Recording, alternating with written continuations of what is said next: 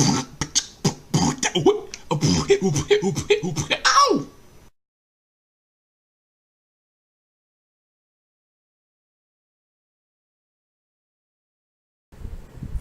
Greetings, YouTube. This is DecKrash, better known as Brandon. It's been a while since I've been at this setup. Doing a favor for my parents.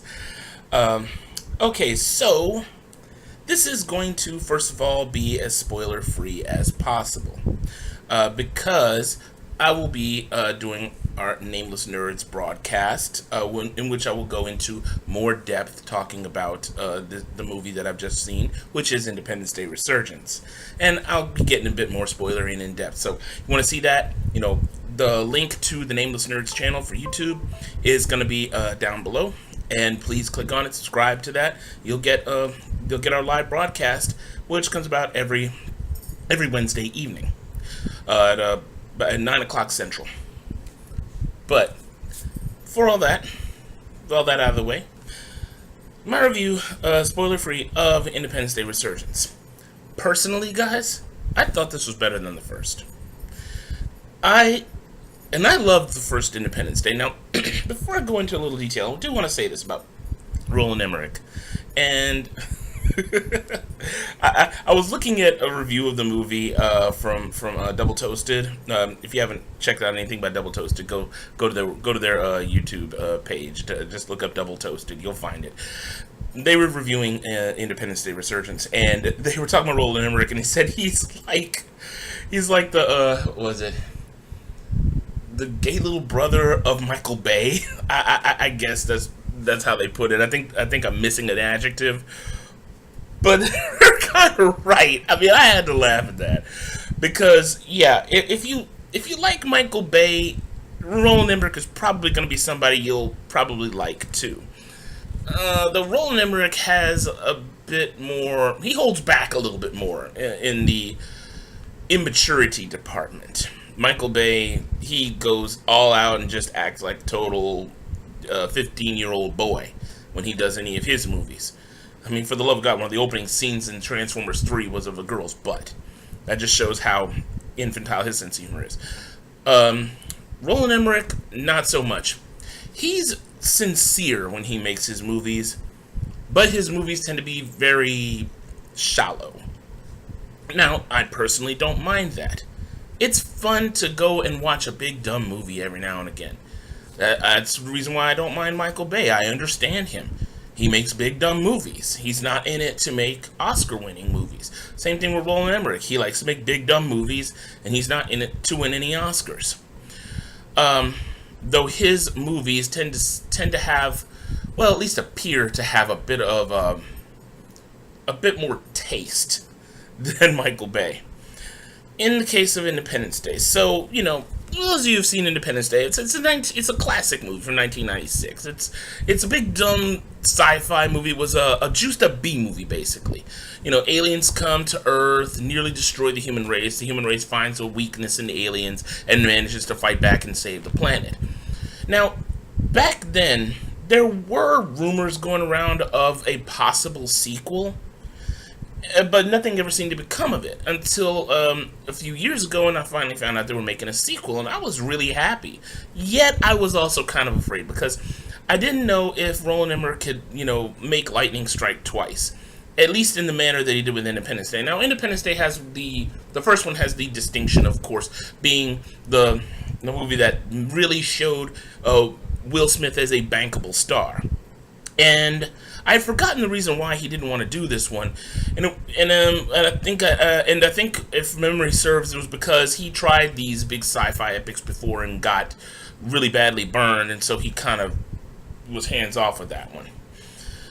Which, and I do kind of wish that he had been in this one, but you know, hey, wishes were horses. Anyway, so Independence Day Resurgence, it takes place 20 years after the events that happened. So they're kind of paralleling the timeline of this Earth that had been attacked with, of course, our world. So it's 20 years later. A lot of the characters that were children in the first one are now grown up.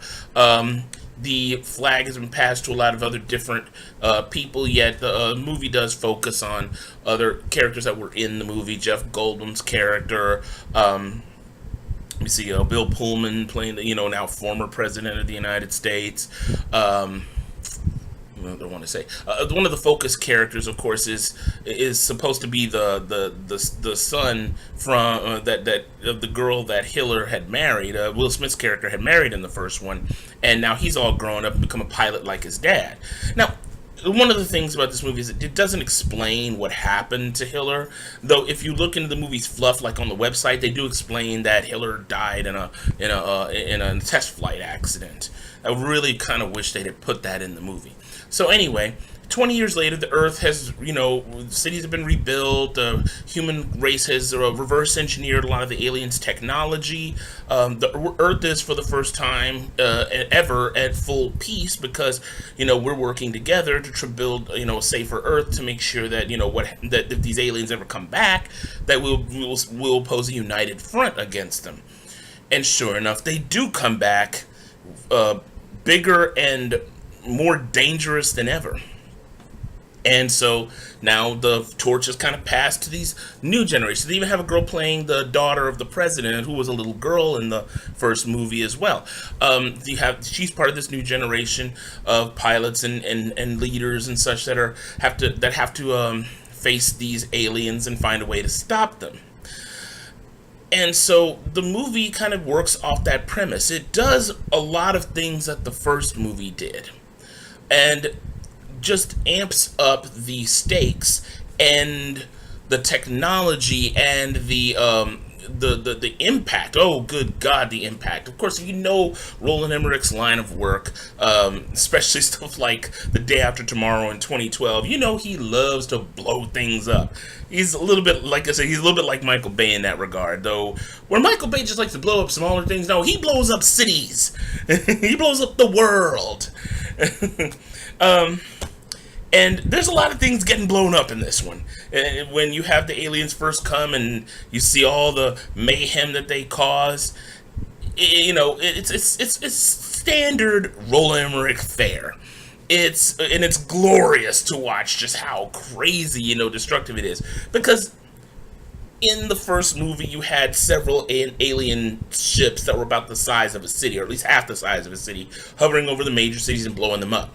And they were all coordinated by a big mothership that was outside the orbit of the moon. This one, another alien ship comes, and this thing is so big, it covers like the northern part of the Atlantic Ocean. I mean, the thing is so huge, it has its own gravity well. This leads me to one of those things about Roland Emmerich, is that he plays fast and loose with the laws of physics. Because any scientist will tell you if something that big got that close to Earth and tried to land, it would tear the whole planet apart. And of course, like I said, there's a lot of fast and loose with the laws of physics in this one. But you don't care about that kind of thing when you're watching the movie. You're looking to see a movie of an alien invasion and people fighting back, and you get that. The characters that were there from the original movie do a great job reprising their roles. And interestingly enough, Independence Day is one of those few Roland Emmerich movies where you actually do kind of care about what's going on with the people. And this one does a good job, if you ask me, making you care about the people. Though, I think he runs through it a little bit faster than he did in the first one, which left a few elements that just left your head spinning, a couple of deaths that just kind of, you're like, man, they didn't use that character much at all and just picked him off, even though this person was from the original movie, and other characters which don't seem to do a whole lot. And you think they probably could have fit in a bit better. I mean, the movie's not without its problems. No movie is without its problems.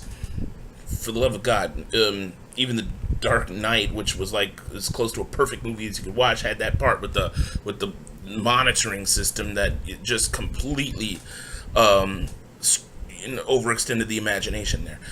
So, with Independence Day, you do have those problems. Some issues with characters, dying senselessly or being there just to be there. But the characters that are there do their roles very well and do make you care about them. From the destruction that they endure and then having to fight back against the alien threat. And, like I said, this is a spoiler-free review.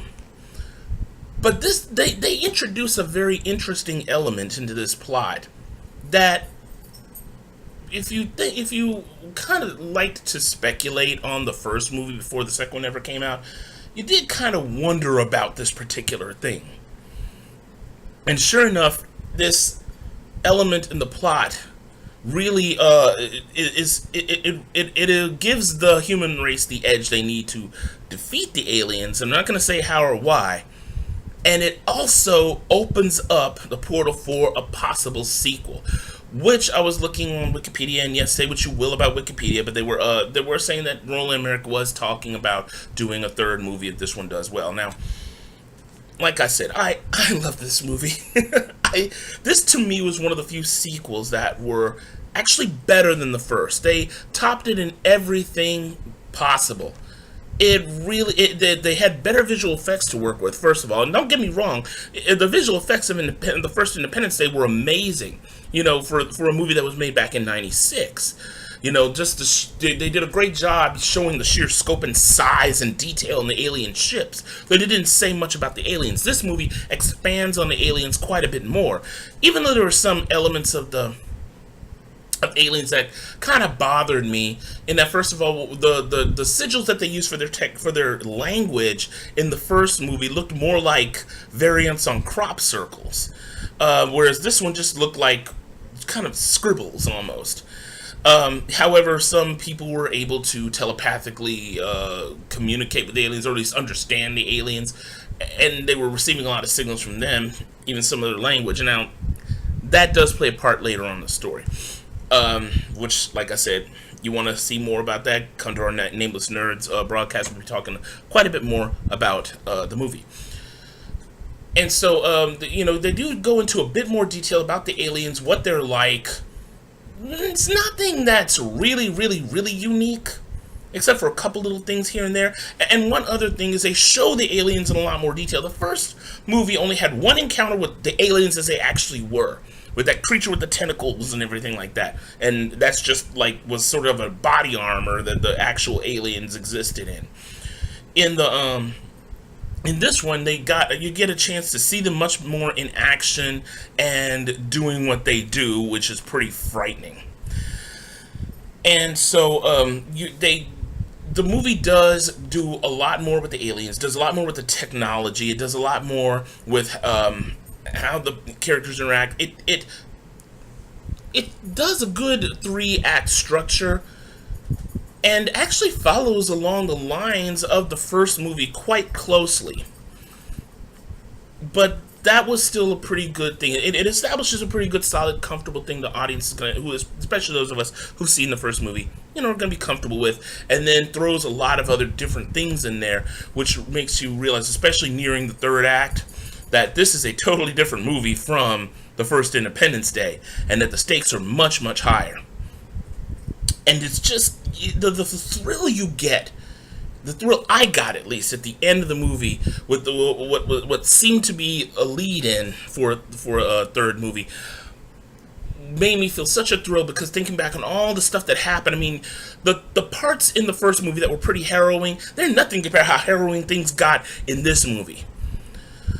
Sure, you can say a lot of stuff about the movie, about how, you might not have cared about the characters, or this was wrong, that was wrong, that was wrong. People are going to nitpick this movie that they already are. It is a shame, people, that you have a lot of reviewers, professional reviewers, just scoring this movie so low.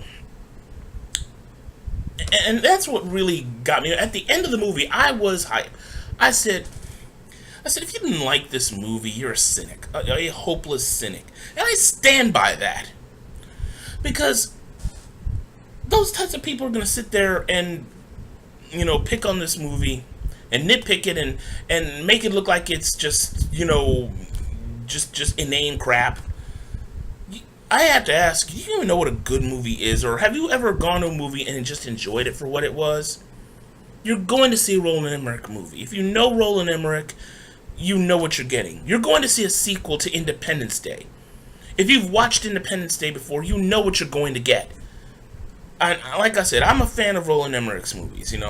He's the guy who made Stargate, and the Stargate was, without its problems, but a movie that I loved. And I can talk with a person for a long time about Stargate and how I felt about it. Its chief problem being you really didn't care much about the characters, but it still was interesting and inspiring enough that Hollywood, made it into a TV series, 3 TV series. Even though Emmerich had nothing to do with that one, with those 3. Based on all the concepts and everything that Stargate was built off of. And so there are a lot of interesting concepts presented even in this movie, in Independence Day Resurgence.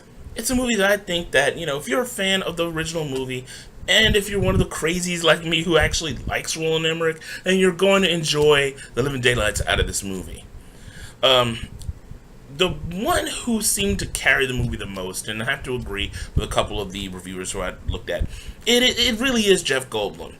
Because without Will Smith, you had to have somebody who to be a really good focal character. And though the guy who plays, and I forget the guy's name, but the guy who plays Hiller's adopted son, his stepson, does a good job in the movie too. You do pay attention to him. It really is Jeff Goldblum, being Jeff Goldblum in this movie that carries things. I was actually surprised to see, one movie reviewer, for IGN, that they really loved it and they don't like anything, and the sheer amount of cynicism in the movie reviewing community really showed through, because when I talked about it, everyone was just talking about how they were just paid to like it. I'm just like, can you please just, a person can't enjoy a movie for what it is? I'm not a professional reviewer. I'm a guy who likes sci-fi movies. I'm a guy who will watch a movie and enjoy it for what it is. I try not to overanalyze movies. There are movies that I liked, movies that I didn't like, movies that I was just pretty meh about. I can talk for days about movies that I've seen that, looking back, I just thought was pretty crappy. But Independence Day to me wasn't crap. The first movie struck a chord with people for some strange reason. Even though looking back on it, you realize it was just a juiced up B movie, but it was still a highly enjoyable juiced up B movie. This one, I think, did a great job in keeping alive the spirit in which the first movie was made. I went to see an alien invasion thwarted by human ingenuity and the human spirit, as this is the first one, and I got that and more. I was pleasantly surprised and thrilled to find that this movie was probably one that is better than the original. You can say what you want about me, but I think that anyone who goes in this movie and just sits there and just comes out with a meh because they want to sit there and nitpick every little thing to death, I think you're being a little too cynical. That's my personal view. My recommendation, go watch it. Now, scale of 1 to 10. This one, though I can look back on Independence Day, which I would have probably given a good solid 6.5 to 7. This one to me got a good solid maybe 7.5 or 8. I was pleasantly surprised, enjoyed it so much, and I think that this one is a worthy successor to the first. Go check it out and form your own opinions. Now, and in all honesty, people, if I went to go see a movie and just thought that this movie is just not good, or it's just like it was just very disappointing, I would say no, don't waste your money. This one, I really think you should check it out. Well, if you disagree or agree, let me know down below. In the comment section, as always, keep it civil. I will have a link to the Nameless Nerds channel down in the doobly-doo. And, even if you didn't like it, and try not to spoil it, but I can't stop you from spoiling it. Unless you're just, posting to just spill everything about the movie in one fell swoop. No, I'm going to erase that because then it'll just being a troll. But, if you have anything to say, any agreements, disagreements, whatever you have to say, let me have it. It'd be a good place to discuss it. This video is spoiler free. Down below, I can't guarantee. So, once again, everyone, thank you for watching. It's great to be back to do another movie review. Man, it's been a long time since I did one of these. And so, as always, this is DecKrash, better known as Brandon. Stay lucky and stay blessed. Take care.